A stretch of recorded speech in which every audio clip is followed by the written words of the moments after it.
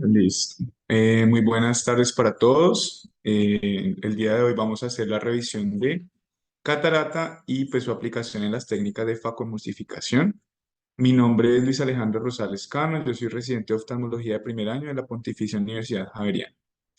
Entonces, en esta primera diapositiva de presentación traje esta imagen por una razón, y es que esa es una pintura de Monet que se llama La Casa del Artista desde el Jardín de Rosas. Y esta pintura fue realizada entre 1922 y 1924 y es una de las últimas obras de este artista francés. Y llamativamente, pues digamos, frente a lo coloridas que suelen ser sus obras, tal vez más joven, porque pues estos fueron ya sus últimos años de vida, esta pues se caracteriza por tener como muchos tonos cafés, amarillos, y pues algo que se ha documentado en la historia es que Claude Monet en sus últimos años sufrió de cataratas. Entonces pues digamos me parecería muy llamativo pensar que el uso de esos colores tiene que ver con cambios en su discriminación del color, pues por condición de su enfermedad. Bueno, ya entrando en el tema. Pues vamos a hablar primero un poco de las características del cristalino. Como sabemos, es una de las dos principales estructuras refractivas o medios refractivos del ojo, y este va a aportarme hasta unas 20 dioptrías sobre las 60 dioptrías pues, totales que corresponde ya a la interfaz córnea-aire junto con el cristalino, pues en cuanto al poder refractivo del ojo como tal. Se trata de una estructura transparente y, digamos, desde el punto de vista geométrico es una estructura biconvexa, y esta va a estar relacionada por detrás del iris y por delante del cuerpo vítreo, y pues digamos va a estar suspendido por unas estructuras de tejido conectivo que es la zónula ciliar o zónula de zinc.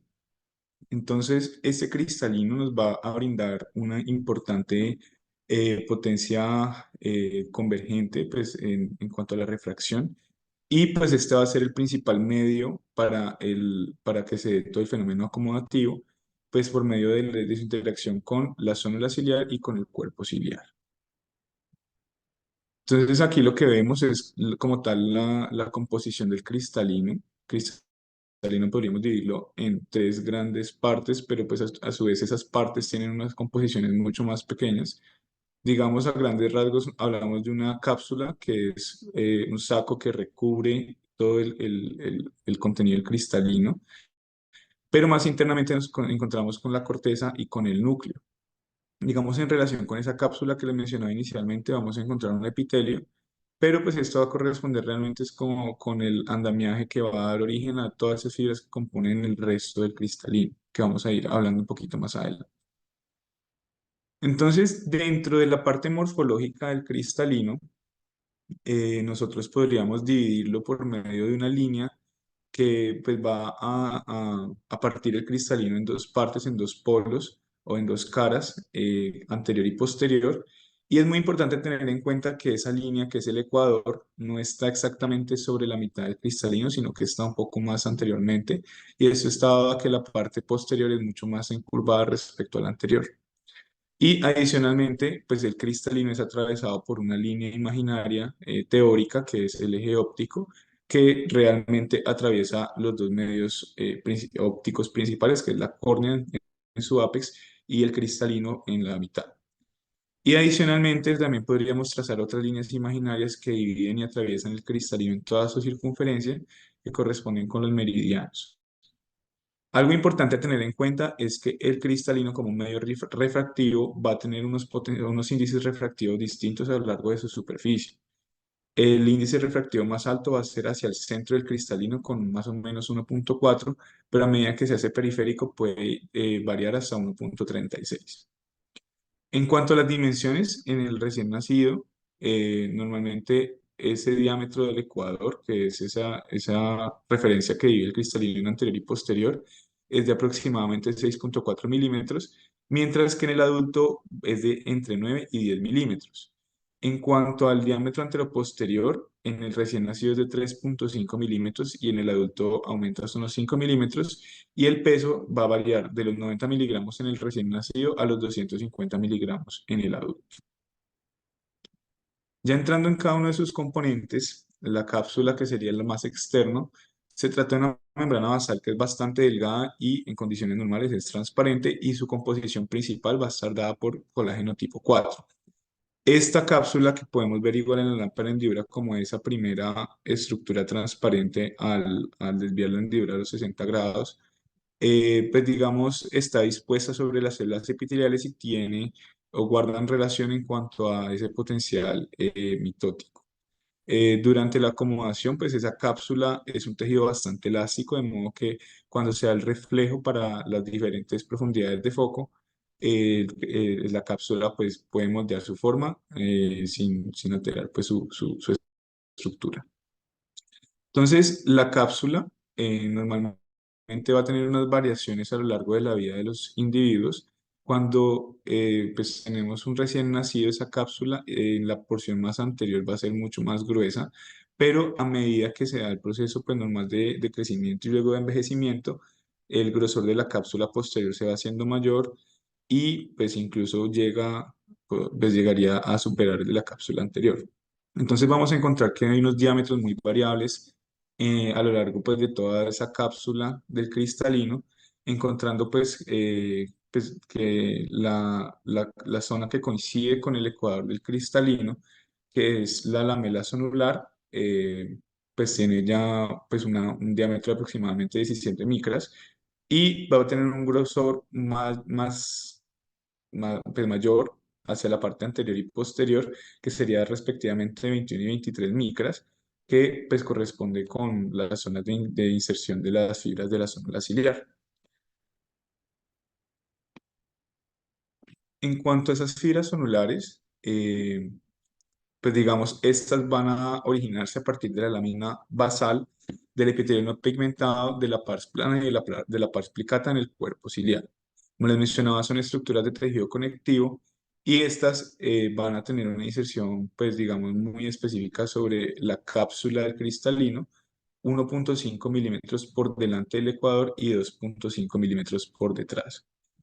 El diámetro aproximado de estas fibras de las células ciliares es de aproximadamente entre 5 y 30 micras, y en la microscopía óptica vamos a encontrar pues, que generalmente tienen pues, unos depósitos eosinofílicos y van a teñir con la tensión de Paz.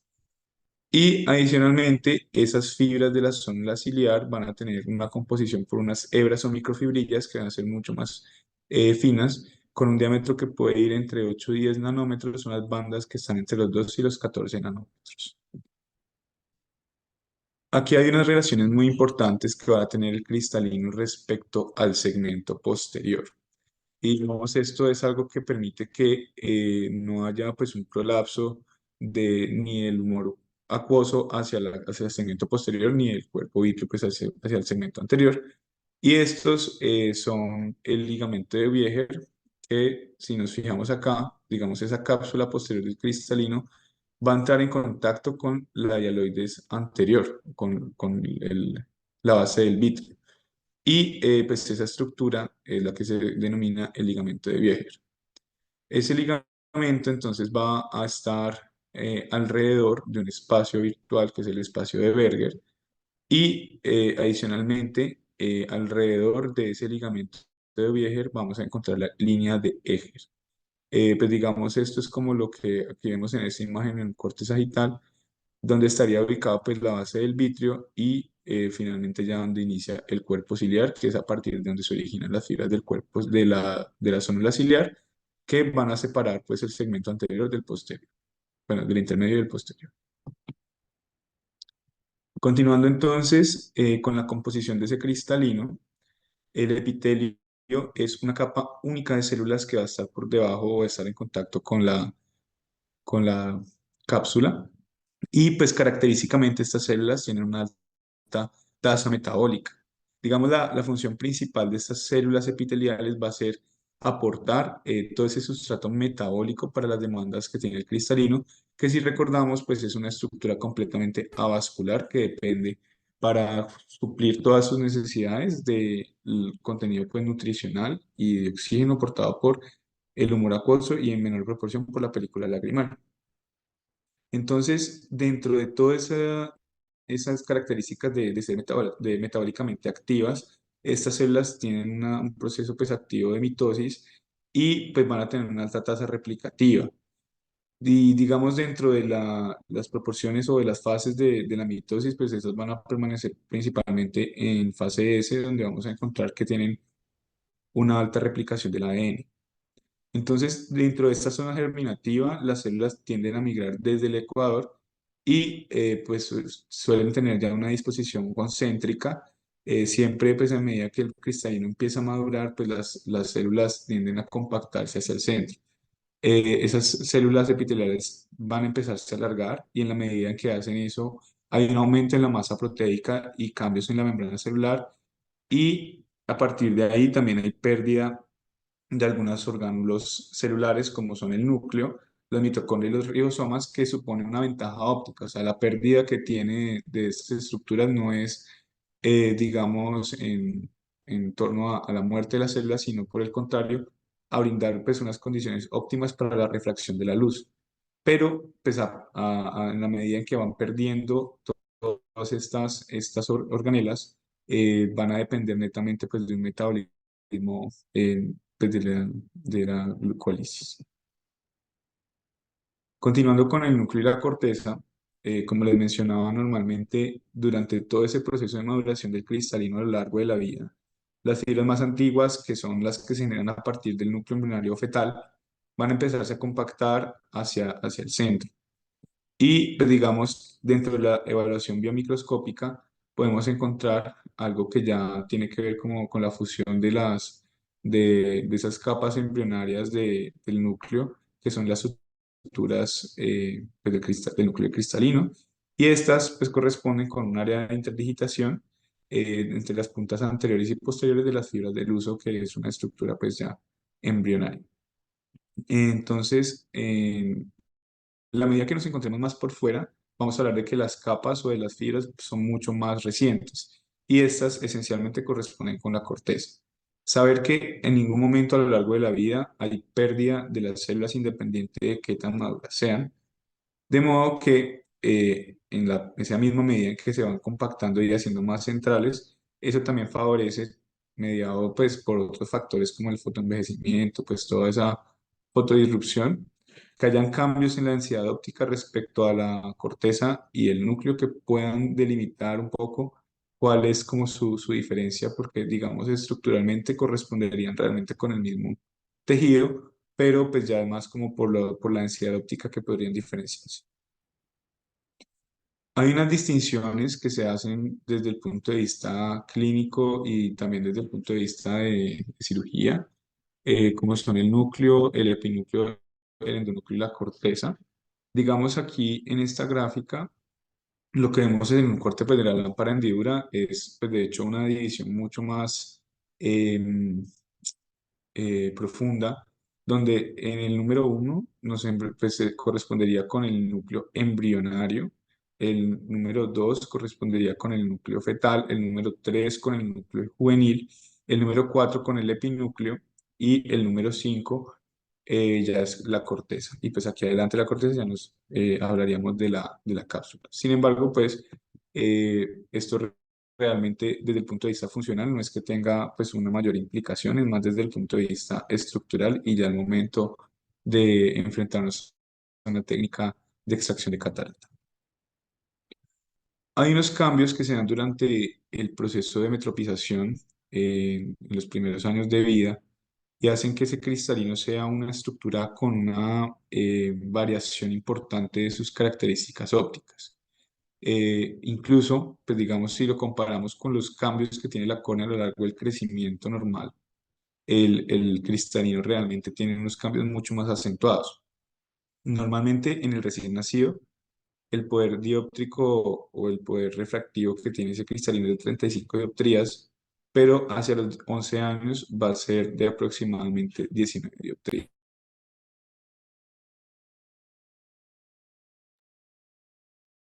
Entonces, digamos, todos estos cambios que se van a ir dando con tendencia hacia la disminución del poder refractivo dependen de que haya unos cambios también en las dimensiones del cristalino. Entonces, cuando tenemos un recién nacido, ese cristalino normalmente es bastante grueso, pero pues digamos, inicialmente empieza a adelgazarse hasta los 10 a 12 años, pero luego nuevamente tiene un nuevo periodo de engrosamiento. Entonces, esto lo que va a condicionar es que haya un radio de curvatura que sea muy variable.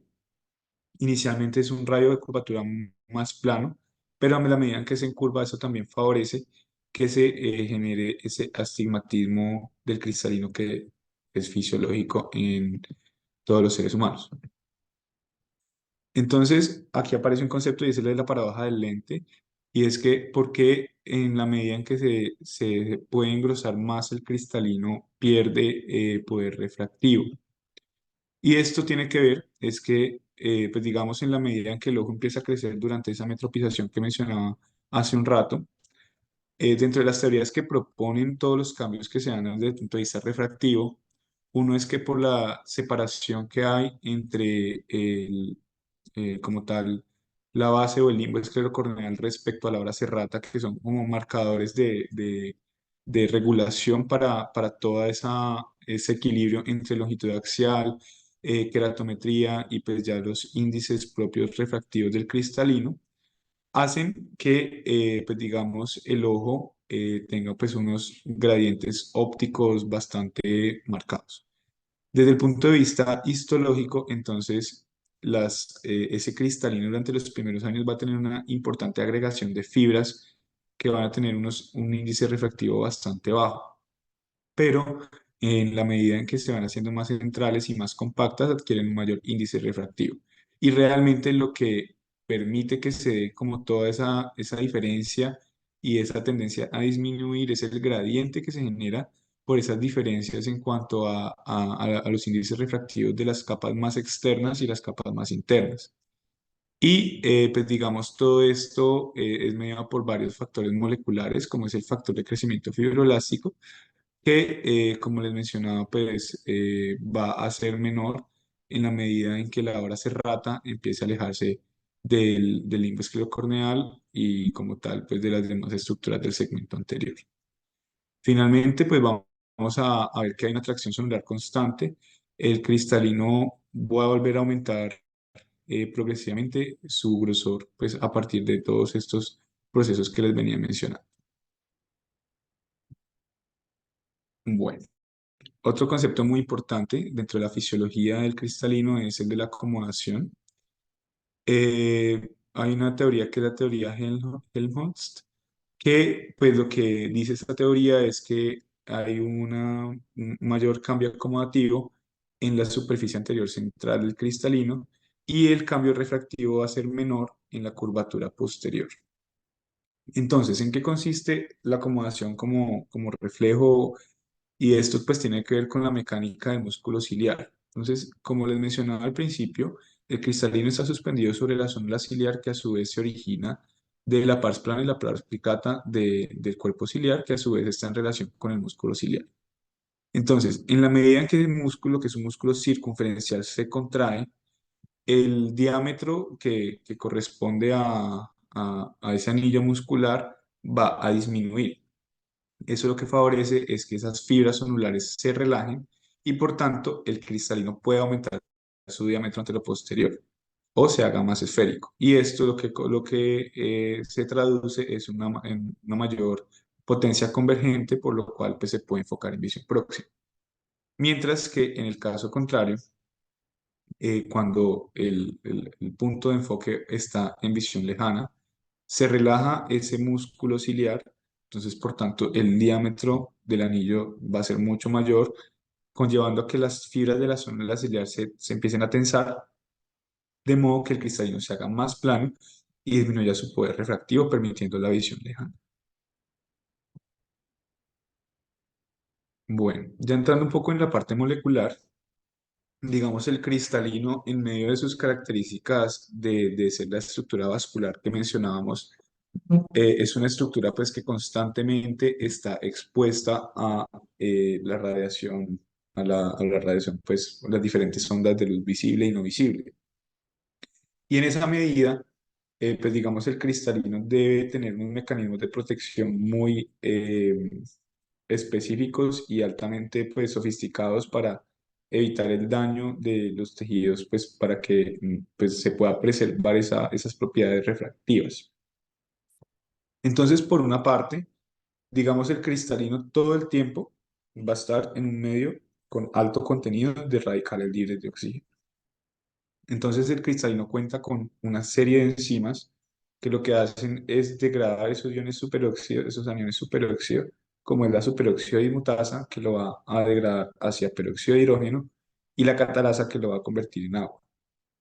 Sin embargo, las enzimas más importantes de las que, pues digamos, debemos tener conocimiento son las del grupo del glutatión, las cuales, pues digamos, a partir de estos elementos que vienen de allá del ciclo de Krebs, como es el NADPH, y la glutatión reductasa, lo que hacen es que permiten todo ese ciclo que va a permitir tomar ese peróxido de hidrógeno y finalmente convertirlo también en agua. Entonces, el resultado final de todas estas cascadas de enzimas es que no haya un depósito pues, activo de proteínas o de lípidos sobre las fibras de la corteza y pues digamos que mediado por ese daño por los radicales libres, vaya a haber polimerización y cross-linking de las proteínas presentes a lo largo pues, de la matriz del cristalino, que pueda cambiar o alterar el contenido insoluble y pues en la misma medida matizar o cambiar pues, las propiedades ópticas del cristalino. Entonces, para que el cristalino sea transparente, debe guardar unas relaciones de homeostasis muy puntuales. Por una parte, el balance hídrico y de cationes es muy estricto. El 66% corresponde con agua y el 33% del cristalino corresponde con proteínas, de las cuales las cristalinas son como las principales y las más sonadas. El 5% del volumen total del cristalino es agua, pero pues digamos la distribución en cuanto a sus capas es que la corteza tiene una mayor proporción de este agua respecto al núcleo. Y pues digamos la concentración de los electrolitos es que el sodio tiene una concentración de aproximadamente 20 milimoles y el potasio de más o menos 120 milimoles.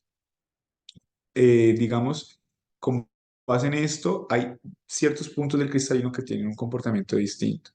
Y este es puntualmente el epitelio, donde, pues digamos, es como la estructura donde se dan muchos de los fenómenos de transporte activo celular, donde se va a encontrar que la concentración de potasio es mucho más alta respecto al resto del cristalino y la concentración de sodio y de cloro van a ser mucho menores. Esto, pues digamos, depende mucho de que pues es un sitio donde hay un transporte permanente de macro y micromoléculas, pero adicionalmente que es el sitio donde está ubicada la bomba sodio-potasio ATPase. Ya entonces entrando un poco con los cambios que el cristalino tiene ya con la edad, a medida en que va avanzando y empiezan a aparecer los fenómenos de envejecimiento, es que ese cristalino todo el tiempo sigue creciendo, sigue engrosándose, y en la medida en que esto sucede va perdiendo su poder acomodativo, que ya es la presbicia que todos los seres humanos vamos a desarrollar en algún punto de nuestras vidas. Entonces, en la medida en que se siguen agregando fibras y fibras y fibras, va a haber una modificación química y también va a haber una, pues digamos, escisión proteolítica de las cristalinas. Esto lo que favorece es que se empiecen a agregar muchas proteínas de alta densidad y finalmente haya fluctuaciones muy marcadas en el índice refractivo, lo cual ocasiona una dispersión de la luz, una disminución de la transparencia y un cambio de coloración, que es lo más característico.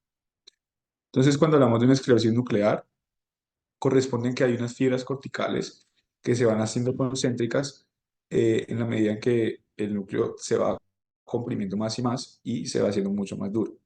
Y esto corresponde además con una disminución en la concentración del glutatión y del potasio y un aumento en las concentraciones de sodio y de calcio. Entonces, recordar, no toda facoesclerosis es necesariamente algo patológico. En la mayoría de personas por encima de los 50 años podemos encontrar facoesclerosis con un mínimo compromiso de la agudeza visual, sin que esto corresponda con una enfermedad, pues, puntualmente. Ya entrando a hablar de catarata, pues digamos debemos reconocer que se trata de la principal causa de ceguera reversible en el mundo. Digamos, para el año 1990 se consideraban aproximadamente 12,3 millones de casos de ceguera por catarata, pero para el 2010 esos casos se elevaron a 20 millones de casos de ceguera. Pero es muy importante saber que la proporción de casos es muy heterogénea a lo largo del mundo y tiene una relación directamente proporcional a las condiciones sociodemográficas de cada país. Entonces, como vemos en países desarrollados como Estados Unidos, tenemos una proporción del 12,7, mientras que en el sudeste asiático esa proporción es mucho más elevada, llegando hasta un 42. Digamos, una ventaja frente a esta situación, a este aumento tan brusco, es que, como tal, los casos de ceguera y discapacidad han disminuido en todo el mundo en la medida en que se ha hecho más disponible la cirugía de catarata. Sin embargo, hay países como los de África subsahariana donde esa disminución no ha sido tan marcada.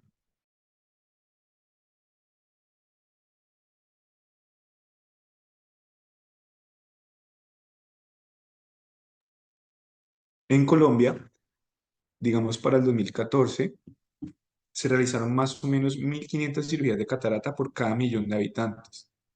Sin embargo, pues digamos, a pesar de que no se conoce una cifra exacta de cuál es la prevalencia de la enfermedad, se considera que más o menos el requerimiento real que hay de cirugías de catarata es de 3.000 por cada millón de habitantes, o sea, el doble de las que se realizaron para el 2014. Entonces, en este punto, cuando nos enfrentamos a las cataratas, podríamos clasificarlas de diversas formas.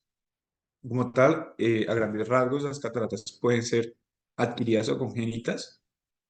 Las congénitas son aquellas que se presentan desde el nacimiento, pero las adquiridas pueden tener relación con diversas causas. Por una parte están las seniles, que son las más frecuentes, pero tenemos también la traumática y las secundarias que pueden ser ya por uso de tóxicos, fármacos, etc. Centrándonos un poco en la catarata senil o pues en algunos casos de catarata adquirida, vamos a hablar primero de la catarata nuclear. Esta se caracteriza por una opacidad central, la cual, pues digamos, característicamente va a aumentar el grado de dispersión lumínica, lo cual pues se traduce en un mayor índice refractivo. Normalmente el desarrollo de este tipo de cataratas suele ser lento, muchas veces es bilateral, pero al igual que vamos a ver en todos los tipos de cataratas que les voy a ir hablando, puede ser asimétrica. Es decir, si bien hay una disminución de la agudeza visual por ambos ojos, uno puede estar más afectado que el otro en algún momento pues, de la evolución de la catarata. Y digamos, en la medida en que se aumenta ese índice refractivo, lo que se da es un fenómeno de miopización, donde el paciente va a experimentar una mejor agudeza visual en visión próxima respecto a la agudeza visual en visión lejana. Esto se conoce entonces como una miopía lenticular y tiene que ver directamente con el endurecimiento del núcleo en las primeras fases pues, del desarrollo de la catarata nuclear. Aquí es importante tener en cuenta el comportamiento en pacientes con ametropías de base. Los hipermétropes pueden tener un cierto grado de mejoría en la agudeza visual lejana y los pacientes hemétropes podrían preservar pues algo de visión próxima sin uso de gafas y eso se conoce como segunda visión. Incluso los miopes, pero pues el miope es más, digamos, con la llegada a la presbicia, no tanto con la catarata, pues que preserva una buena visión próxima, pero la visión lejana, pues como a lo largo de toda su vida ha sido mal. Y muchas veces, o perdón, realmente casi nunca se ha descrito pues que por una catarata nuclear hayan variaciones en pues hacia el astigmatismo o hacia la hipermetropía en estos pacientes. Entonces, en la medida en que un paciente desarrolla una catarata nuclear, pueden darse cambios bruscos en el índice refractivo cuando pues hablamos de pues este valor en cuanto a la densidad óptica de la corteza respecto al núcleo. Y cuando ese cambio es muy marcado, el paciente puede experimentar diplopía por el ojo que tenga la catarata que cumpla con esas características. Otra cosa importante es que, digamos, en la medida en que estas cataratas avanzan y toman esta coloración característicamente café o amarillenta, va a haber una disminución en la discriminación del color y este va a estar más acentuado en el espectro lumínico visible de los colores, pues, del azul. Pero cuando, digamos, el paciente tiene una catarata bilateral que tenga como unas características muy similares, este cambio en la discriminación del color suele, pues, pasar desapercibido.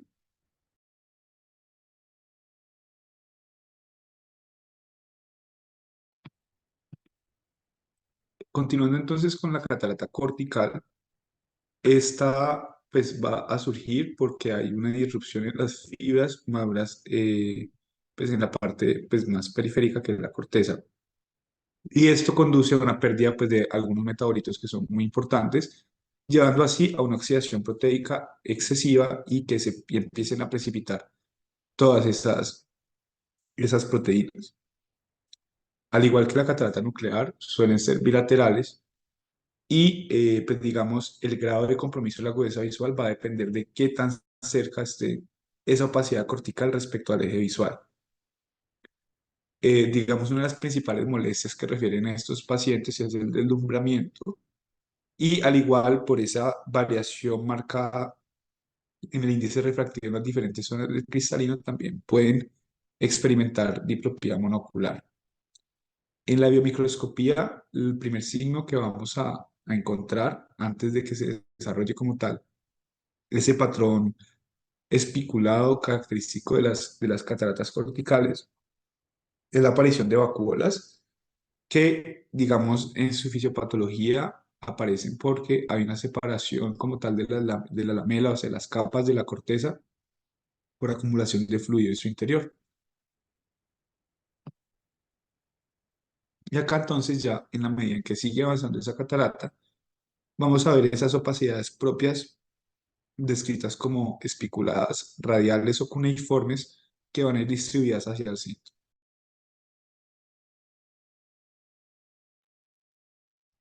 Entonces, digamos, dentro de la evolución de esta catarata, puede seguirse opacificando y en la medida en que toda esa corteza se haga más opaca, tiende a ser más blanca y ahí hablaríamos de una catarata madura. Más adelante, en la medida en que una catarata ya tenga fuga del material de la corteza a través de la cápsula, hablaríamos de una catarata hipermadura. Y esto tiene pues unas implicaciones muy importantes y es que, digamos, cuando ya empieza a haber fuga de ese material cortical, el cristalino empieza a absorber agua, eso hace que se hematice y siga aumentando, pero de una forma más pronunciada su tamaño, cuando hablaríamos de una catarata intumescente. Y esto, pues digamos, por todo el factor mecánico que tiene ya hacia la cámara anterior, podría inducir o aumentar el riesgo de un glaucoma por cierre angular. Y lo que vemos pues, es una catarata cortical clásica. Igual aquí vemos todavía algo de transparencia pues, que nos permite discriminar bien esa corteza. Pero acá ya vemos una catarata madura y pues esta sería pues como la representación de esas cataratas donde ya se ve realmente mucho más blanca esa opacidad. En la hipermadura ya empiezan a distinguirse pues como esa fuga que les mencionaba y en esa medida pues aquí veríamos como esa disrupción de la cápsula al cristalino, además de la opacidad marcada de la corteza. Ya hay otro tipo de catarata cortical que es como un grado muy avanzado, que es la catarata morganiana. En esta, aparte de toda esa fuga del material que atraviesa pues, la cápsula, ya hay una licuefacción de la corteza y el núcleo, que es lo que vemos acá más oscuro, tiene un movimiento libre dentro pues, de ese contenido cortical que se ha degradado. Y pues esto ya es una catarata de muy difícil manejo. Continuamos con la catarata subcapsular posterior. Esta catarata suele presentarse más en pacientes jóvenes respecto a las otras que habíamos visto. y pues digamos muchas veces pueden ser asintomáticas, pero pues al igual que en las corticales depende del compromiso que tengan o no del eje visual. También es frecuente que los pacientes describan deslumbramiento y cuando hayan condiciones pues que induzcan miosis, cuando el compromiso pues de la cápsula posterior sea muy cercano al eje visual, puede haber disminución de la agudeza visual, pues por la miosis secundaria al estímulo lumínico intenso. Y característicamente los pacientes tienen también una mejor agudeza visual próxima respecto a la agudeza visual lejana y también pueden presentar diplopía monocular. Digamos, dentro de los cambios iniciales que podemos encontrar en ese tipo de catarata de la microscopía es un brillo iridiscente en la cápsula posterior, en la corteza posterior, pero en la medida en que avanza se van convirtiendo en gránulos y opacidades que ya tienen como una disposición de placa en la cápsula posterior. En la biomicroscopía es muy importante valerse de las técnicas de retroiluminación y en los casos donde pensemos que haya una catarata subcapsular posterior, idealmente en toda catarata que evaluemos, es muy importante hacer la valoración bajo dilatación, ya que nos permite hacer pues una evaluación mucho más integral de todas las capas del cristalino sin que se nos vaya de pronto a pasar una opacidad que no sea evidente sobre los 3 milímetros pues, que tiene el paciente en condiciones normales sin inducir miriasis farmacológica. Dentro de los cambios que suceden cuando se forma una catarata subcapsular posterior, va a haber una migración pues, importante de las células del epitelio hacia la superficie interna de la cápsula y pues se localizan en esos casos patológicos sobre el eje visual. Entonces esas células se van a hacer cada vez más grandes, se empiezan a llenar de agua y en este punto se denominan las células de Weddell o células vesicales. Y pues dentro de la catarata subcapsular posterior, esta es una de las que se relaciona con más factores distintos entre sí, como puede ser el uso crónico de esteroides, factores metabólicos de muchas clases. Entonces realmente pues digamos, son cataratas que hay que estudiar bastante bien y como les decía, que suelen tener una presentación en un grupo etario mucho menor. Ya para clasificar estas cataratas, pues digamos, hay muchas escalas. Sin embargo, pues traje aquí como a colación una de las más empleadas, que es la escala de LOX3 o Lens Opacity Classification System, que lo que hace es digamos, contemplar tres variables. Por una parte tenemos, pues, o sea, separamos en las tres partes grandes del cristalino, núcleo, corteza y cápsula posterior. Y a partir de ahí, dependiendo pues del grado de opacidad o de color, se van clasificando. Entonces, en el núcleo evalúa ambas cosas, O que corresponde con opalescencia y C que corresponde con color. En la medida en que tengamos un número más alto, pues es más opaco o tiene un color mucho más intenso. Y en el caso pues, de corteza y de la capsular posterior, pues ya corresponde con la distribución de la opacidad a lo largo pues, de toda la extensión del cristalino. Aquí ya entramos entonces en parte como de la aplicación de esto sobre lo que nosotros como oftalmólogos vamos a corregir, porque finalmente la catarata no tiene otro tipo de corrección médica, sino que siempre va a ser quirúrgico. Pero entonces, para hablar de técnicas de facoemulsificación, que es lo que realmente hacemos con más frecuencia, debemos definir cuáles van a ser los criterios para operar un paciente. Entonces, estos criterios salen del Consenso Colombiano de Indicaciones de Cirugía de Catarata y Facorrefractiva, que es una guía de práctica clínica que se publicó en el 2021. Y como tal, tenemos tres grandes grupos de criterios. Por una parte están los estructurales, las patologías relacionadas y los funcionales. En cuanto a los estructurales, hablamos que una catarata debe operarse cuando tengamos un LOX3, NO4, NC4, es decir, opalescencia del núcleo de 4 o color del núcleo de 4, que tengamos una opacidad de la corteza mayor o igual a 4, una opacidad de la cápsula posterior anterior central mayor o igual a 3 o en el mismo caso posterior central mayor o igual a 3. Pasamos a la relación con otro tipo de patologías como puede ser una luxación o subluxación del cristalino, que igual pues por la limitación óptica y refractiva que esto supone, hay que hacer la cirugía de catarata. Cuando hay un componente facomórfico, es decir, que el cristalino ejerce cambios sobre la mecánica de la cámara anterior, favoreciendo pues el riesgo de glaucoma, también es una indicación para realizar la cirugía de catarata. Cuando tenemos condiciones en el polo posterior que requieren algún grado de seguimiento rutinario y muy cercano del paciente por el riesgo de deterioro visual importante como pues la retinopatía diabética, la generación macular, el glaucoma, donde una opacidad de medios no nos permitiría hacer un seguimiento adecuado, y también bajo patologías que pudieran dificultar la realización de la cirugía, como son pues ya los diferentes tipos de distrofias corneales, poniendo un ejemplo y la más frecuente que sea la distrofia corneal de Fuchs. Y por último tenemos las indicaciones funcionales, donde tenemos una agudeza visual mejor corregida menor o igual a 20/50 o su equivalente que sería 0,40 en logmar, un 20/40 con deslumbramiento o glare, que es un empeoramiento de la agudeza visual con la dilatación, o que el paciente tenga una limitación funcional importante que se hace mediante pues la aplicación de priques. Ya entrando un poco sobre la técnica quirúrgica para la facoemulsificación, pues digamos partimos desde lo primero que vamos a hacer sobre el ojo del paciente. Eso corresponde con las incisiones.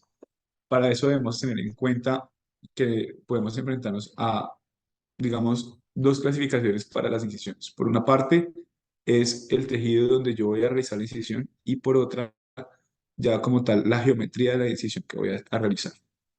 Entonces, hablando del tejido que yo voy a incidir con la incisión, podemos encontrarnos con esos tres tipos de incisión: el túnel escleral, la limbar y la córnea, que realmente, si somos pues como muy cercanos al concepto real, serían básicamente el túnel escleral y córnea. Entonces, en el túnel escleral vamos a tener un componente que requiere pues atravesar la esclera para no interrumpir directamente la continuidad de la córnea, y finalmente se accede a la cámara anterior, generalmente pues a través del limbo esclerocorneal. Mientras que en la clear córnea, pues como dice su nombre, directamente se hace la incisión pues sobre la córnea, y esto va a tener unas implicaciones importantes al momento de la refracción final del paciente, que lo vamos a ver más adelante. Dentro de los elementos que vamos a utilizar para realizar las incisiones, pues tenemos muchos. Digamos, propiamente para crear la incisión, vamos a hablar de dos incisiones como tal: las paracentesis, que son exclusivamente para el ingreso de las piezas bimanuales, y la incisión principal, que vamos a ver que por ahí vamos a ingresar diversos instrumentos a lo largo de la cirugía. Entonces, para realizar las paracentesis, tenemos a mano estos elementos que son los cuchilletes 15 grados o bisturí 15 grados, que como vemos aquí, esta es la angulación que tiene, por eso tiene su nombre. También hay de 30 grados, pero pues lo que vamos a ver frecuentemente a utilizar y que vamos a emplear nosotros son los de 15 grados. Tenemos los desechables y tenemos también pues unos que son reutilizables, como el caso de acá. Y también tenemos pues, los cuchilletes diamante o bisturí de 2,2 a 3,2 milímetros, dependiendo del tamaño de la incisión que vayamos a utilizar. Que también los hay desechables o también los hay pues, de esta clase, pues como tal los punta diamante, que son reutilizables. Y es muy importante saber que mientras vamos a realizar los diferentes tipos de incisión, debemos tener un adecuado soporte del globo ocular, para lo cual pues, vamos a valernos de eh, pinzas, como pueden ser pinzas colibrí o pinzas .12, pero además pues hay herramientas que realmente pocas personas las usan, pero están también disponibles, como son el anillo de fijación de Fine Thornton, que es este que vemos acá, donde entonces se ubica a nivel del limbo esclerocorneal y se deja únicamente visible el sitio donde se va a realizar la incisión. Y entonces, hablando de esas incisiones vistas desde la geometría que traen consigo, podemos clasificarlas en incisiones monoplanares, biplanares o triplanares. Las monoplanares son las que pues, más frecuentemente se utilizan. Estas, pues digamos, mediante estudios de OCT se ha encontrado que no son como tal de un solo plano, sino que tienen un cierto grado de angulación. Y la ventaja que ofrecen estas incisiones es que son generalmente fáciles de crear, tienen igual un componente autosellable, pero digamos su principal dificultad al momento de la cirugía es que si necesitamos ampliarlas suele ser mucho más difícil que con el otro tipo de incisiones.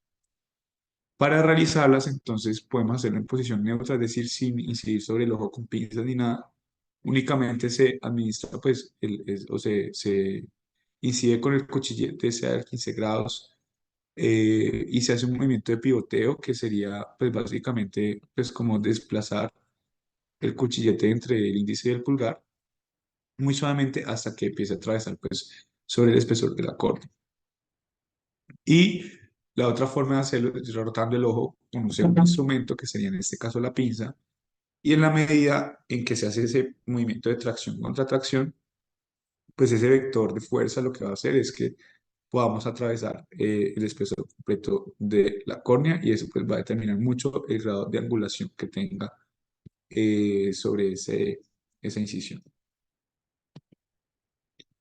Tenemos las incisiones biplanares. Estas respecto a las primeras tienen un mejor efecto sellante.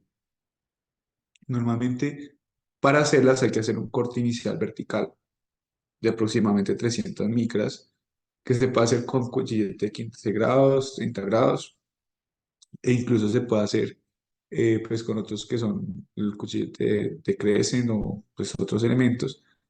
Y a partir de ese corte inicial, pues vamos a entrar con el querátomo, que es el mismo pues, cuchillete de diamante, y pues aquí hacemos la incisión lamelar, donde pues se aumenta la angulación un poco pues bruscamente aquí respecto a este corte inicial y pues se extiende entre 2 y 2,5 milímetros antes de ingresar a la cámara anterior. Y por último tenemos las incisiones triplanares, que digamos en sus características es muy similar a la biplanar.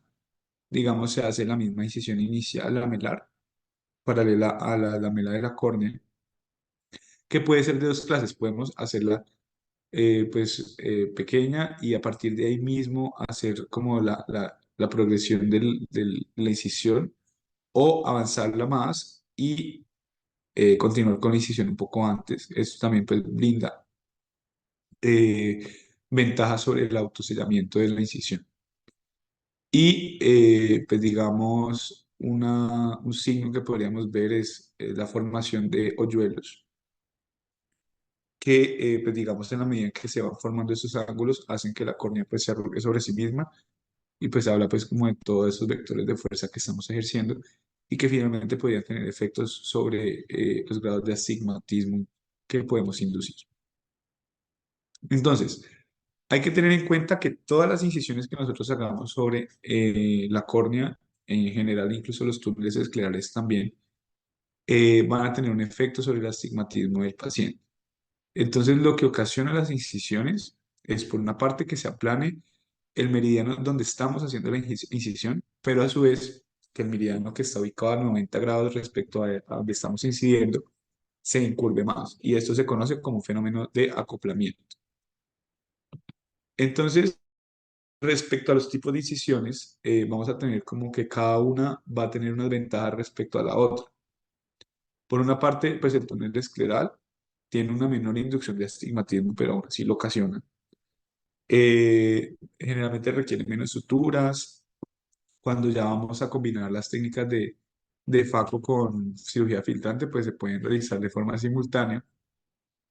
Hay una menor pérdida pues, de células endoteliales, que también es muy importante considerar esto al momento de intervenir un paciente. Tiene una tasa pues, de cicatrización mucho más rápida y eso tiene que ver con que cuando se incide sobre el tejido de la esclera y hay pues igual disrupción sobre los vasos sanguíneos, va a haber mayor liberación de factores de crecimiento que favorezcan esa cicatrización y pues digamos en caso de que se vaya a hacer una conversión de la cirugía de facoemulsificación hacia una técnica grande de extracción extracapsular, pues digamos va a ser muy seguro. Y además, pues digamos, en la medida en que se aplica el poder de facoemulsificación sobre la incisión o cerca de la incisión, pues no van a haber pues, tanta formación de estrías o riesgos de quemadura. Mientras que en el clic córnea, pues digamos, esa inducción astigmática podría emplearse como una ventaja en el sentido de que podrían hacerse ciertos cálculos para intentar neutralizar el astigmatismo previo del paciente. Sin embargo, en la práctica esto es un poco difícil. Pero, pues, digamos, dentro de las otras ventajas es una técnica mucho más rápida. Digamos, si más adelante el paciente llegase a desarrollar glaucoma, no va a haber una implicación mayor para realizar una cirugía filtrante. Hay un menor riesgo de quemadura, pues, con el equipo, con la punta del faco. Pues la manipulación va a ser mucho más fácil en cuanto a las piezas de mano. No hay, pues, manipulación de la conjuntiva que puedan favorecer algún grado de cicatrización aberrante y, pues, digamos, podrían también convertirse en una cirugía de pues, extracapsular. Ya entonces, una vez hemos realizado nuestra primera incisión, que realmente correspondería con una paracentesis, en los casos donde no podamos garantizar un reflejo rojo pues evidente durante la visualización con el microscopio, podemos valernos de ayuda con la administración de sultripán. Pues eso es realmente una tinción que se va a ubicar sobre la cápsula anterior del cristalino y pues digamos es muy importante para la aplicación del azul tripán que tengamos como una interfaz de aire antes de la aplicación del azul, ya que esto lo que va a hacer es proteger el endotelio de que no quede teñido durante la inyección del azul. Y finalmente solo sea la cápsula la que vayamos a teñir. Luego continuamos con la ionización de viscoelástico. El viscoelástico como tal es una sustancia pues con una densidad mayor que los permite conservar la integridad y las dimensiones adecuadas de trabajo de la cámara anterior. Entonces, como tal, los viscoelásticos los podemos clasificar con base en su cadena, como viscoelásticos de cadena larga, que son los viscoelásticos cohesivos, los cuales tienen una formación como un bloque y son de mayor facilidad para ser aspirados, ya que son mucho más viscosos. Tenemos unos viscoelásticos de cadena intermedia que comparten características tanto de los de larga como los de corta. Y tenemos los viscoelásticos de cadena corta, que son los dispersivos. Esos son mucho más fraccionados, su aspiración es un poco más difícil ya que son menos viscosos y se adhieren más a los tejidos, pero digamos basados en esas características, la ventaja que ofrece o el uso que ofrece es proteger el endotelio. Y esos viscoelásticos van a estar principalmente disponibles con una composición de hialuronato, metilcelulosa, pero pues en el mercado podemos encontrar más. Y la inyección de esto se hace mediante este tipo de cánulas que son para cámara anterior. Entonces, con el viscoelástico vamos a desarrollar una estrategia que es la realización del escudo de Archinog. Esta no necesariamente hay que aplicarla a todos los pacientes, pero pues digamos es una técnica que nos permite hacer una adecuada protección del endotelio y además de una adecuada formación de cámara anterior. Lo que significa ese escudo de Archinog es que se van a utilizar los dos tipos de viscoelástico que son el dispersivo que se va a aplicar sobre el endotelio de la córnea y pues un endotelio cohesivo que va a formar pues sí, va a formarme una adecuada cámara anterior para yo trabajar tranquilamente en esa facomulsificación. Y pues digamos la principal indicación para realizar este escudo de Archinog es cuando tenemos pacientes con recuentos endoteliales bajos. Continuando con la capsulorhexis, Pero pues siempre lo usamos, No sabía. Yo estoy muy preparada. entonces, como les mencionaba en la capsulorhexis, digamos aquí hay diversas técnicas. Tenemos la capsulorhexis circular continua, tenemos capsulorhexis en abrelata, pero pues digamos lo que más frecuentemente vamos a realizar y digamos de lo que más se ve en la práctica es la capsulorhexis circular continua, que es la que vamos a desarrollar en la charla. Entonces, lo que se hace es que, pues mediante un rasgado inicial sobre la cápsula anterior del cristalino, se va a hacer pues una tracción uniforme que permita distribuir de forma equitativa la fuerza y pues digamos sin alterar las propiedades de resistencia de la cápsula y pues digamos en la medida en que la fuerza centrífuga sea mayor, pues se va a ir extendiendo esa rexis.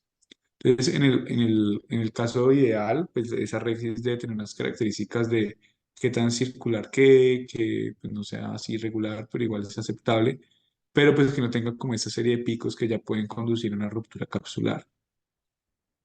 Y es muy importante que durante la realización de la cápsulorrexis, pues digamos, en la medida en que hayan desgarros o que nosotros ocasionemos el desgarro sobre la cápsula, ese siga la misma dirección que tiene la punzada, porque pues de esa forma vamos a seguir rascando, más no arrancando, que ya es lo que nos haría perder el control sobre la cápsulorrexis que estamos realizando. Entonces, para realizar la Rexis, pues digamos, contamos con varios instrumentos.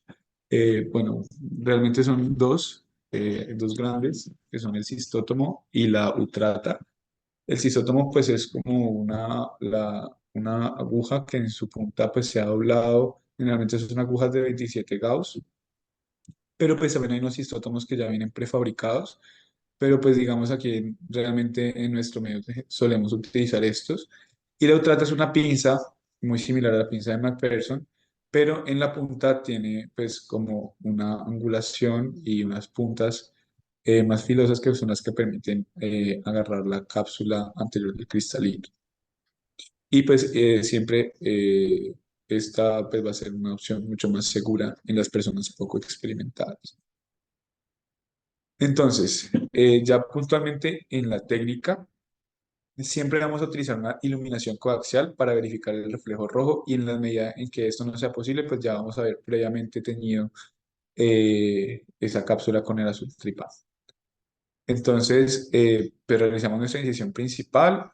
Una vez ya hayamos establecido pues una cámara anterior segura con el viscoelástico, y con el mismo queratótomo podríamos hacer la primera incisión sobre la cápsula anterior, pero esta técnica suele ser riesgosa, ya que podríamos, digamos, no tener un control adecuado sobre la fuerza que ejercemos y lesionar así la corteza del cristalino.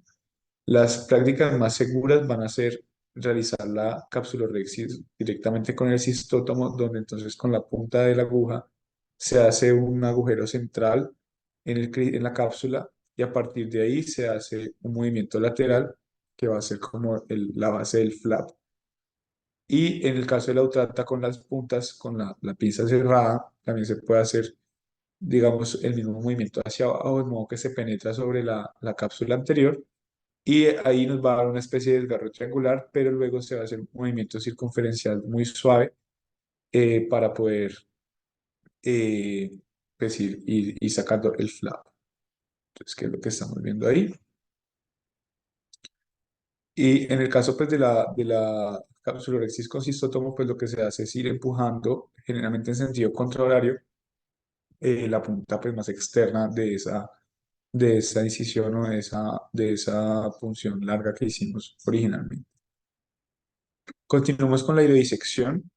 Esta es la aplicación de un fluido que generalmente es lactato de Ringer en un plano que va a estar ubicado entre la cápsula y la corteza. Pues va a tener como finalidad separar estas dos capas del cristalino.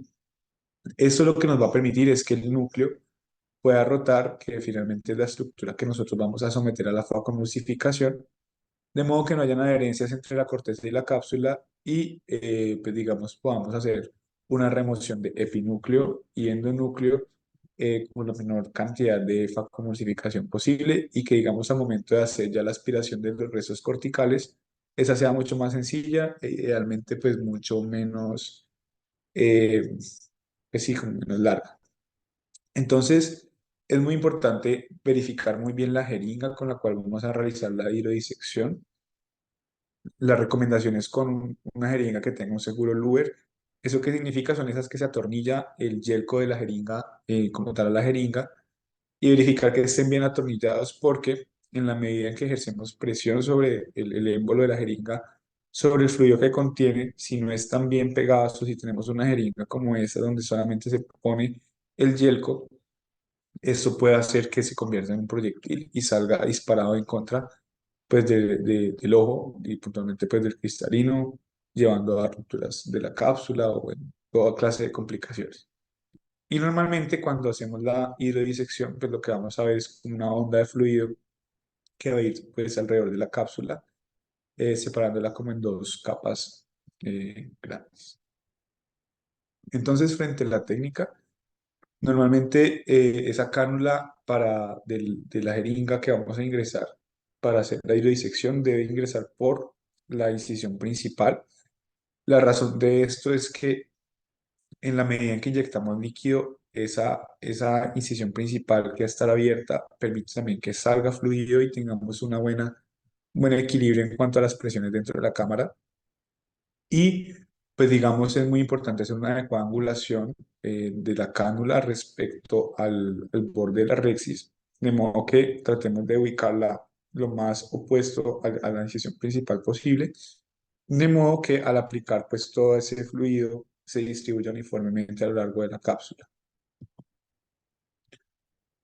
Eh, Hay una maniobra muy importante al momento de realizar la hidrodisección y es la maniobra de tienda de campaña. ¿Qué significa esto? Cuando yo ingreso la cánula por debajo del borde de la rexis, hago una leve tracción hacia arriba y esto lo que va a favorecer es que yo pueda garantizar que estoy sobre un plano subcapsular y no estoy incidiendo pues con el fluido sobre la corteza. En el caso donde no realizamos esta maniobra, pues lo que vamos a hacer es que vamos a realmente a disecar la, la corteza y no va a haber una adecuada movilización del núcleo para poder para rotarlo y ya para poder hacer de forma segura y fácil la facomulsificación.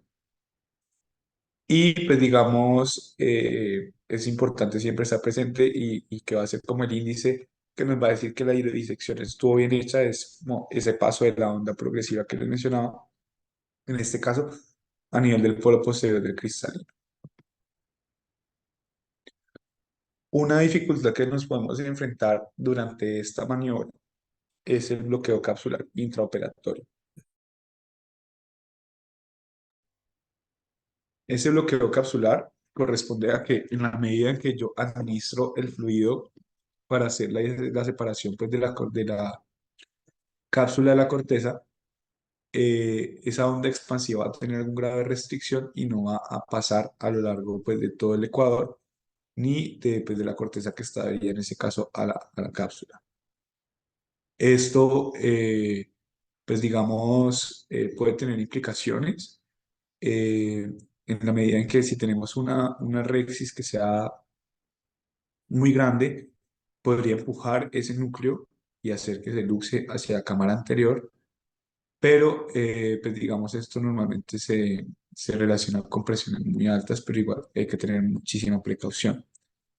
Lo más difícil está cuando tenemos una rexis muy pequeña, donde tras la administración de una alta proporción de presión con ese fluido, induzca una ruptura capsular posterior, lo cual pues hace o se manifiesta por un signo que es el signo del chasquido de pupilar, que corresponde a que hay o sea, la pupila en el momento en que se rompe la cápsula, hace una contracción inmediata, o sea, hace una miosis ahí rápida y vuelve y se distiende un poco. En la medida en que nos enfrentemos a algún caso de bloqueo capsular intraoperatorio, lo que debemos hacer es guardar la calma, dejar de inyectar el lactato y tratar con la misma cánula de empujar un poco el centro del núcleo hacia abajo, de modo que el líquido que ya hemos administrado se distribuya a lo largo pues, de todas esas adhesiones que hay entre la cápsula y la corteza. Y normalmente ese proceso suele ser necesario hacerlo muchas veces para que podamos hacer de forma segura la hidrodisección. Continuamos con la hidrodelaminación. Esta es un proceso muy similar, pero aquí lo que vamos a hacer es la administración del fluido en un plano que va a estar entre el epinúcleo y el núcleo. Esto lo que favorece o la razón de hacer esto es que nos va a brindar una condición más segura para la cápsula posterior cuando estamos haciendo la facomulsificación y extrayendo ese núcleo. Entonces, lo que se hace es que se introduce la cánula en contra del cristalino y en la medida en que yo siento la parte más dura que ya es el endonúcleo, ahí voy a inyectar el fluido. En este caso ya no voy a ver ese anillo oscuro que viene en la hidrodisección, sino que va a haber un anillo más como dorado. Y esto es una interfaz en el cristalino entre el fluido y pues ya como tal el endonúcleo. Ya entrando en facoemulsificación, pues digamos, eso es un concepto muy amplio, pero pues digamos hay que tener unas nociones básicas para entender qué es lo que se hace durante la cirugía. Entonces, la facoemulsificación realmente corresponde con una técnica que utiliza pues energía de ultrasonido, y esta energía de ultrasonido va a estar generada a partir de la pieza pues, de Faco que utilizamos a través de la incisión principal. Entonces, si vemos desde su parte interna esa pieza de Faco, esta va a tener unos cristales piezoeléctricos que son pues, compuestos de cuarzo. Entonces, mediante pues, la unión a la fuente eléctrica que da poder a esa pieza de mano, lo que se induce es una vibración de esos cristales de cuarzo, los cuales pues inducen un fenómeno que es el fenómeno de cavitación sobre el núcleo pues, del cristalino. Y la cavitación corresponde con la formación de micro burbujas por esa vibración que viene ocasionado el ultrasonido, y eso disminuye la presión a nivel local de ese núcleo, pero que va a empezar a aumentar en la medida en que los ciclos pues, se van haciendo más constantes, finalmente explotando y liberando toda esa energía acumulada ahí. Y hay otro concepto que es el efecto Jack-Hammer, que es que con el contacto que hay entre la punta del faco pues, con el cristalino, hay un sobrepaso de las fuerzas de atracción intermolecular, lo cual favorece que ese lente se fracture. Y por otra parte, pues digamos, el control de todas esas energías que vamos a hablar, porque digamos, no solamente hay una energía de, de ultrasonido, sino que también pues la pieza de Faco va a tener una porción pues que es como tal la aspiración, una que es la irrigación, donde pues digamos vamos a tener una constante administración de agua para mantener pues esas condiciones de la cámara anterior. Pues digamos, eso lo vamos a controlar con el pedal, y el pedal va a tener diversos grados de profundidad. Entonces, en el grado cero pues no se va a realizar ninguna de las funciones. En el grado uno se activa la irrigación, y digamos es muy importante tener en cuenta que siempre que vamos a ingresar a la cámara anterior, debemos ingresar pues, en el grado uno del pedal para evitar que se colapse la cámara anterior por inducir pues ahí algún grado de vacío. En el grado 2 o en el nivel 2 encontramos el vacío, pues que es un poder de aspiración. Y finalmente en la fase 3 nos enfrentamos ya a el poder de facoemulsificación o de ultrasonido. Bueno, entonces ya entrando propiamente en la técnica que vamos a emplear, hay un concepto que es el de prefaco, que ya viene, pues digamos, predeterminado en la mayoría de equipos para pues, Faco, como el Centurion o el Constellation. Y eso es básicamente unos parámetros de la máquina que lo que nos permiten es, pues básicamente con aspiración, o sea, con vacío, poder extraer pues como la parte más superficial de la corteza y el epinúcleo que está alrededor de la cápsula rexis, para ya incidir directamente sobre el endonúcleo, que es lo que nos interesa para propiamente hacer la facomulsificación. Entonces, dentro de esto, la primera parte para yo hacer las técnicas de FACO es generar los surcos o crear los surcos, y esta fase se denomina esculpido. Entonces, esos surcos que yo voy a crear, digamos, dependen de que sean lo suficientemente profundos, que tengan un grosor adecuado y una longitud adecuada, de modo que faciliten la fragmentación del núcleo cristalino. Y esto pues depende mucho del poder de fajo que yo esté utilizando y a su vez de la aspiración. Entonces normalmente en el esculpido no se utilizan niveles tan altos de vacío, únicamente es un vacío suficiente para aspirar pues digamos esos elementos que se van como tal dispersando con la creación del surco. Entonces, la finalidad de establecer un surco adecuado es que el núcleo pueda rotar con facilidad, pues que esto ya lo he logrado, se supone, con la hidrodisección, siempre evitando que se dé una oclusión de la pieza de FACO, ya que esto va a inducir que el equipo requiera pues de la administración de otros tipos de energía de ultrasonido, como es la energía longitudinal. Y pues digamos, durante la realización de esos surcos, pues debemos tener siempre unos movimientos de pivoteo para pues poder hacer el surco que cumpla con esas condiciones de profundidad, grosor y longitud. Adicionalmente, pues lo de siempre, es todo el tiempo que estemos administrando alguna clase de energía a nivel de las estructuras del segmento anterior, pues debemos estar irrigando. Y pues digamos, en la medida en que ese núcleo se mueva durante el esculpido, pues debemos ser muy cuidadosos para que no vayamos a de pronto extraer con mucha brusquedad pues el núcleo y eso nos contribuya a un mayor riesgo de ruptura de la cápsula posterior. Entonces ya dentro de las técnicas disponibles para la creación de los surcos, tenemos tres grandes. La primera es divide y conquista, que suele ser el punto en el que las personas que estamos aprendiendo a hacer cirugía catarata empezamos. Entonces, esa consiste en la creación de un surco central inicial, pues a partir del borde de la rexis, y pues digamos, se va haciendo cada vez más profundo, se va devolviendo la pieza de faco, y en la medida en que ya alcanzamos la profundidad adecuada, vamos a rotar el núcleo en 90 grados para hacer otro surco perpendicular, creando pues finalmente una cruz. Y pues digamos, una vez ya tenemos la profundidad de ese segundo surco, pues el núcleo se encuentra listo para ser fraccionado. Aquí es muy importante tener en cuenta que la periferia del endonúcleo no debería atravesarse, ya que, pues, digamos, el epinúcleo tiene unas características distintas que vamos a ver ahorita más adelante para su extracción. Entonces, pues, digamos, para la rotación, una vez ya tenemos ese surco inicial, podemos valernos de una segunda pieza. Generalmente, pues nosotros los principiantes utilizamos un Drisde, que es como un palito de golf o un manipulador de núcleo.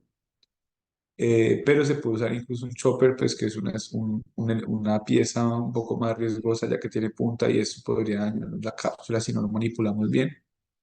Y pues digamos la técnica adecuada para hacer ese giro del núcleo es posicionando el segundo instrumento sobre el ángulo pues, más externo de ese surco inicial y empujando. Y pues digamos podemos ayudarnos igual pues con la pieza de FACO sin realizar ninguna clase pues de poder de emulsificación. La fragmentación entonces, ya cuando tengo esos surcos creados, lo que hago es igualmente con la pieza de mano, con la pieza de FACO y con la segunda pieza, se rota y con algún grado de angulación puedo mover en sentidos opuestos o en sentidos pues sí, en sentidos opuestos los fragmentos del núcleo y pues finalmente voy a romperlos para ya poder hacer la aspiración de los fragmentos. Entonces para aspirar los fragmentos normalmente debo ubicar una zona de seguridad. Esa zona de seguridad va a estar digamos más o menos sobre el eje pupilar pero más hacia la cámara anterior donde esté lo suficientemente lejos del endotelio pero además lejos de la cápsula posterior. Entonces, esta es una zona que va a estar totalmente central. Esto evita que yo haga aspiración del iris o pues de, de las demás estructuras sin que sea riesgoso. Y pues digamos aquí, para yo aspirar inicialmente esos fragmentos que ya he creado tras la técnica de divide y conquista, pues únicamente los atraigo en el poder 2 que sería el de aspiración, y una vez ya esté en la zona de seguridad, pues subo a 3, o sea, pedal hasta el fondo para inducir pues ya ahí el poder de facomulsificación y ahí ya hacer la aspiración completa del fragmento, que es lo que estamos viendo aquí. Otra de las técnicas es la de Facochop. Esta, pues digamos, la ventaja que ofrece es que es necesaria una menor proporción de ultrasonido Y pues digamos aquí lo que se hace es que ese núcleo se va a ir separando por una fuerza mecánica con un segundo instrumento. En esta técnica pues hay una menor pérdida de células endoteliales, no hay lesión pues directa o tan marcada de la barrera hematoacuosa y el estrés celular también va a ser menor. Sin embargo, esta técnica requiere pues ya de más experiencia y más curva pues por la persona que la va a ejecutar. Entonces para realizarla, esta ya se hace con un chopper, que es ese instrumento como les mencionaba que tiene una punta. Entonces se ingresa pues a través de la incisión y pues digamos se va a posicionar por debajo de la rexis hasta alcanzar el borde del núcleo. Entonces ahí, a partir de ahí, se va a traccionar pues en dirección hacia la punta del faco y pues ahí se va a crear como una especie de surco y luego se hace una torsión de la fuerza de modo que se puede ir fragmentando. Entonces ya con la pieza de Faco pues me ayudo para dividir ese núcleo y finalmente lo que hago es con el mismo chopper doy dirección a ese fragmento que creé y ahí sí ya aplico pues todo el poder de facoemulsificación con el pedal en 3. Y por último tenemos la técnica de Stop and Chop. Esta fue escrita por Paul Koch y pues digamos es como una combinación entre divide y conquista y la técnica pues de chopeo. Entonces lo que se hace aquí es un único surco, aquí no se hace la cruz que veíamos al principio, pero este surco debe ser lo más profundo posible. Y entonces lo que hago es que incido creando un surco inicial, me devuelvo sin hacer facomulsificación, vuelvo, incido facomulsificando hasta que ya cree las condiciones ideales que ya me permitan hacer la fragmentación del núcleo. Entonces aquí es lo que estamos viendo. Igual se ayuda con un segundo instrumento.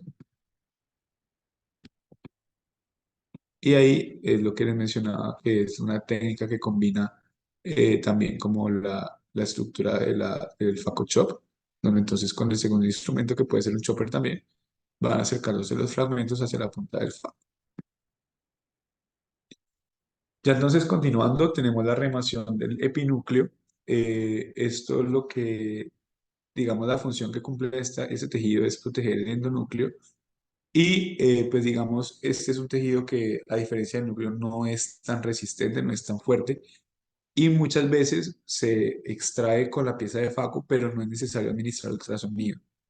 Entonces lo que se hace es que con el segundo instrumento se empieza a rotar ese núcleo, ese epinúcleo, como tratando de separarlo de la corteza y se lleva hacia la punta del Faco. Se puede hacer con técnica manual, que se hace solamente con la punta del Faco, o pues ya la técnica bimanual, que se puede hacer con, ya no con el Faco, sino con pues unas piezas de mano bimanual. Y digamos, si en algún caso ese epinúcleo está muy fuerte, muy resistente, y hay que utilizar ultrasonido, al igual que como veíamos en la aspiración de los cuadrantes, debe hacerse únicamente en la zona de seguridad. Aquí se está empujando, como les mencionaba, y finalmente se extrae todo ese epinúcleo. Ya continuamos con la aspiración de la corteza. Este es, digamos, el punto más crítico en el sentido de que es donde más se rompen las cápsulas posteriores y, digamos, el objetivo de realizar esta aspiración cortical está en garantizar una menor opacidad de la cápsula posterior o inflamación postoperatoria. Entonces, pues digamos, esto ya se realiza con la pieza bimanual o con el coaxial que vamos a ver ahorita. Y esto, pues digamos, ubicamos la pieza de mano pues, de aspiración con el biselo, con el sitio de aspiración hacia arriba, evitando siempre la cápsula posterior. Y una vez se ocluye, se tracciona hacia la zona de seguridad nuevamente para jalar esa corteza y ahí es donde yo administro vacío, o sea, el poder 2. Finalmente, pues se hacen pasos circunferenciales a lo largo de toda el saco capsular y pues se va aspirando. Aquí hay que tener en cuenta que la corteza brinda el soporte o como tal el tono a ese saco capsular y en la medida en que yo extraiga la corteza, pues el saco va a tender a colapsar, lo cual también hace más riesgoso que yo pueda dañar esa cápsula posterior. Aquí entonces vamos a tener las dos opciones que tenemos para realizar la extracción cortical. La coaxial es un dispositivo donde tenemos generalmente una punta recta que se ingresa por la incisión principal y tiene una funda de infusión que se comprime y se adapta normalmente a la herida, disminuyendo pues la tasa de fugas y aumentando pues la estabilidad de la cámara anterior. El puerto de aspiración, al igual que en la pieza manual, siempre debe ir hacia arriba para que no me vaya de pronto a lesionar la cápsula posterior. Y al igual que como les mencionaba en la pieza de Faco, se hace un movimiento de pivoteo. Esta pieza coaxial tiene un capuchón de silicona que, pues, digamos, brinda mayor estabilidad a esa cámara anterior y, digamos, es menos, pues, establece menos fricción sobre la cápsula, de modo que es menos riesgoso dañarla. Y pues en el caso de, de las piezas bimanuales, la ventaja que ofrece es que podemos manipular y cambiar la aspiración y irrigación entre una mano y otra, de modo que puedan extraerse con cierto grado de facilidad los fragmentos corticales. Pero en la medida en que yo no sea lo suficientemente cuidadoso y no hago un buen pivoteo, puedo dañar la cápsula con más facilidad. Y aquí lo que vemos es la pieza coaxial y las piezas bimanuales. Y entonces para la colocación del lente intraocular debemos preparar ese saco capsular administrando un viscoelástico, teniendo la precaución de no hacer un llenado excesivo sobre la cámara anterior. Siempre tener en cuenta las dimensiones del inyector, ya que muchas veces y en la mayoría de casos es necesario ampliar la incisión principal y este paso se realiza únicamente cuando vamos pues, a colocar el lente porque durante toda la cirugía debemos garantizar el mayor hermetismo posible, evitando pues cualquier clase de pérdida de volumen de la cámara anterior. Entonces, aquí ya procedemos a realizar a cargar el lente sobre el cartucho. Vamos a enfrentarnos a muchos tipos de cartuchos, este es uno de los que más frecuentemente vemos en un caso de un lente monopieza, pero también podemos encontrarnos a este tipo de cartucho donde el lente se coloca pues con una McPherson a presión, pues también teniendo en cuenta la disposición de las ápticas, que no vayamos a ingresarlo pues al revés. Y teniendo también la precaución de no atrapar las ápticas que permitan pues, o que condicionen que ese lente se me pueda rasgar en la medida en que yo voy haciendo la inyección en el saco capsular. Esos son los diferentes tipos de inyectores. Hay unos que son desechables, hay unos que son reutilizables. Este es un Monarch 3, que es el que utilizamos más en la clínica, pero pues eso depende mucho del tipo de lente. Hay unos que ya vienen listos para inyectar. Y pues digamos, siempre que vamos a colocar el lente intraocular debemos tener a mano pues un segundo instrumento para hacer la rotación del lente y si llegase a ser necesario, pues para empujarlo como pueden ser pues un Sinski o pues el mismo Drizzt del que estábamos hablando ahorita como manipulador de núcleo. Entonces, para colocar el lente, vamos a ingresar igual por la incisión principal con el bisel hacia abajo y pues digamos siempre como inyectar un poquito el viscoelástico afuera para que no vaya a caer burbujas dentro de la cámara anterior. Pues tratamos de avanzar lo más posible y pues digamos se intenta que la áptica delantera pues quede ya en contacto con el límite del saco capsular. En la medida en que el lente no se despliegue completamente, pues debemos rotar ese inyector y pues valernos ahí ya del segundo instrumento para seguir aplicando pues el lente y que quede dentro del saco capsular. Otra técnica que nos puede servir en estos casos es aplicar viscoelástico por delante del lente y pues tener igual mucha precaución. Igual esto suele ser muy seguro, pero igual no es exento de que haya el riesgo de una ruptura capsular. Esto es importante, es la disposición que debe tener el lente. Las ápticas siempre deben tener como una forma de Z. Si están formando una S, que sería esto así, el lente está al revés y hay que rotarlo porque esto va a tener consecuencias ópticas o refractivas sobre el paciente. Y finalmente, ya nos enfrentamos a lo último que vamos a hacer en la cirugía. Debemos hacer una adecuada aspiración del viscoelástico, generalmente con las piezas bimanuales.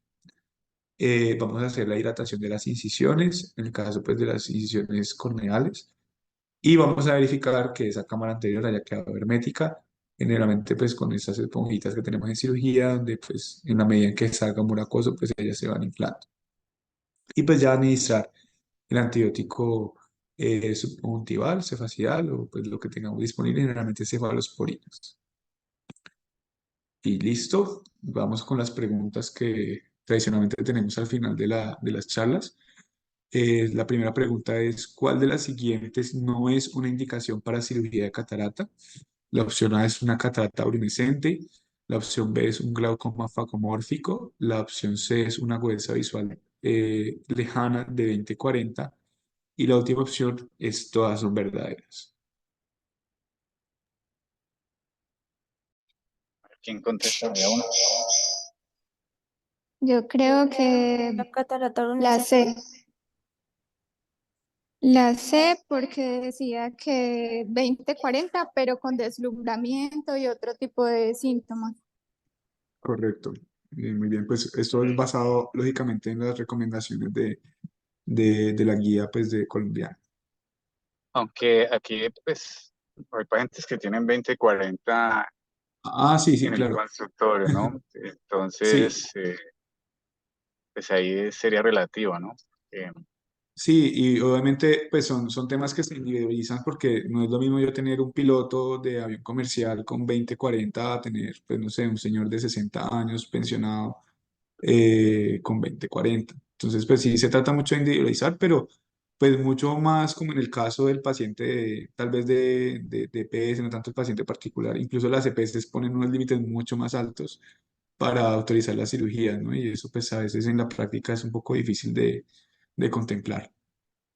sí, claro, por ejemplo, la EPS sale 20/80 con la mejor corrección, pero Sí. pues para que un paciente tenga 20/80 es porque es una catarata importante, avanzada, y hoy en día, pues, lo ideal es no dejar que un paciente quede ciego por catarata o cataratas más avanzadas, porque nos aumentan los riesgos de complicaciones, descompensaciones de la córnea, riesgos de ruptura capsular, desinserción de zónula, ¿sí? Entonces, pero digamos, pues porque el sistema de salud nuestro, todavía existe el sistema de salud, todavía no sabemos, pues nos exigen tener, pues hay un volumen importante de pacientes, digamos, que están esperando cirugía de catarata, entonces, incluso ciegos por catarata, entonces, pues se tienen que poner, digamos, como esos límites de indicación para poder indicar la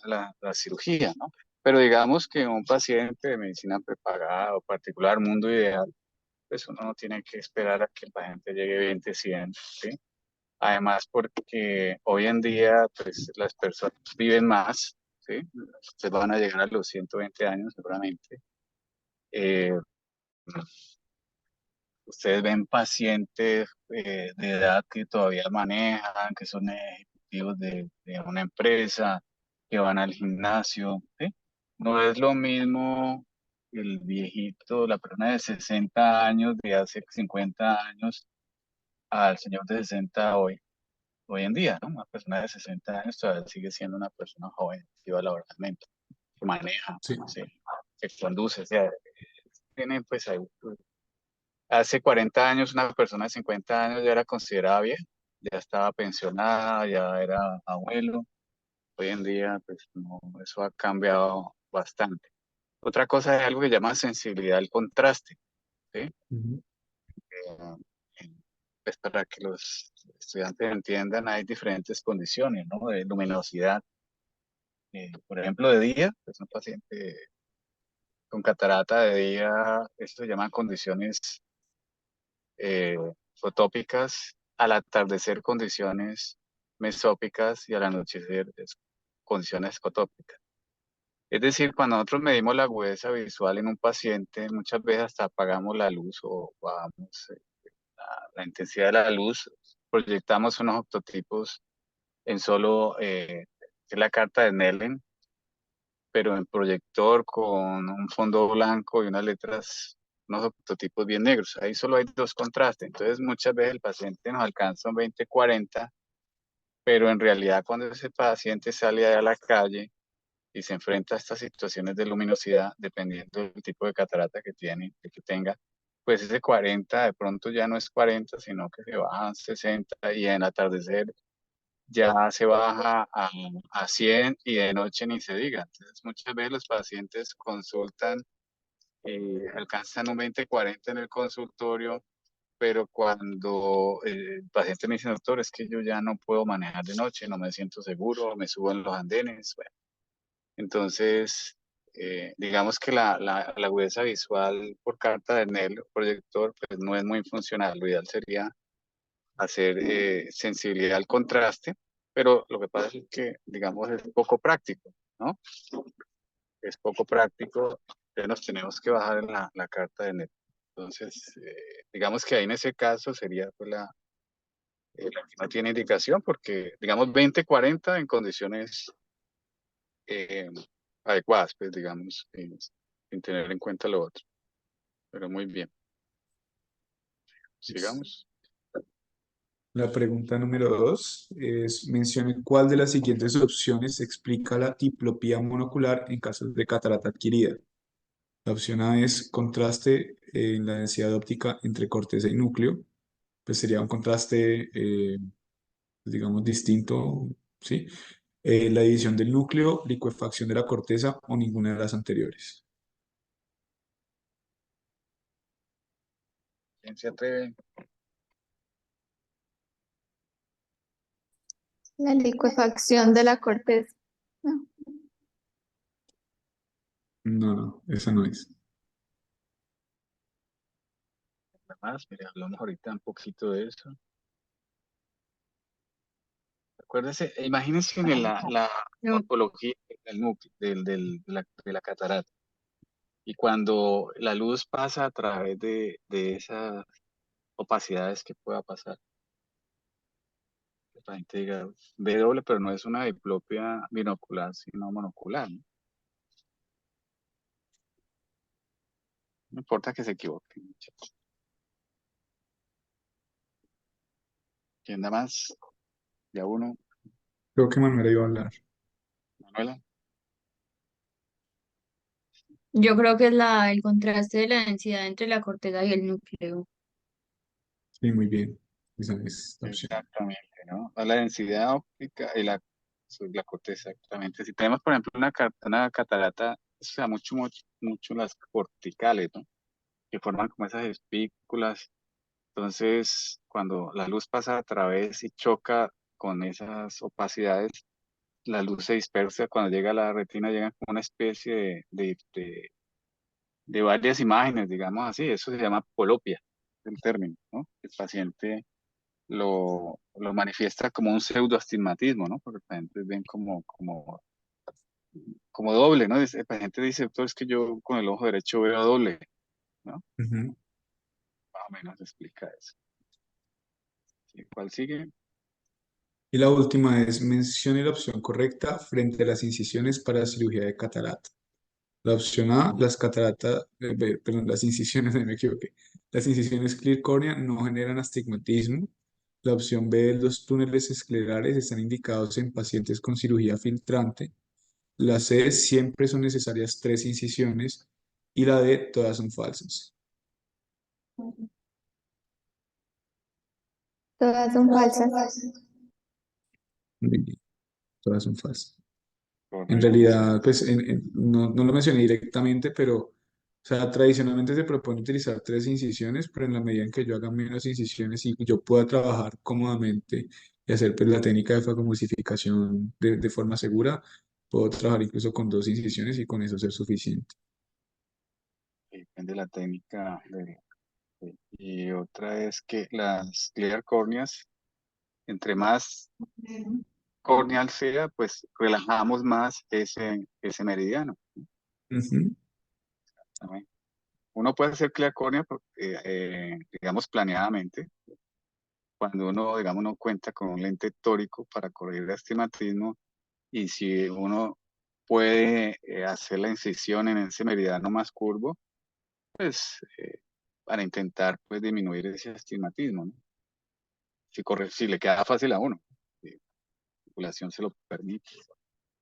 Exacto, eso lo hacemos. ¿Con quién fue que operé yo? Con Juliana. Ah, con Juliana. Juliana no está. Hicimos un paciente que hicimos unas relajantes al final de la cirugía para intentar precisamente eso, ¿no? Aplanar un poco ese meridiano que estaba más curvo y bajarle un poco más el astigmatismo de ese paciente. Listo, muy bien, Alejandro. Fue muy completa la charla. Eh, ¿Si hay alguna otra pregunta? Todo muy bien explicado. Excelente, muy bien. No sé si los chicos de Univalle tienen alguna pregunta. Mm, ¿Todo bien? Si no está todo bien, pues muy bien. Entonces tengan buena noche. Vayan a estudiar hasta las 3 de la mañana. Listo, profe. Muchas gracias.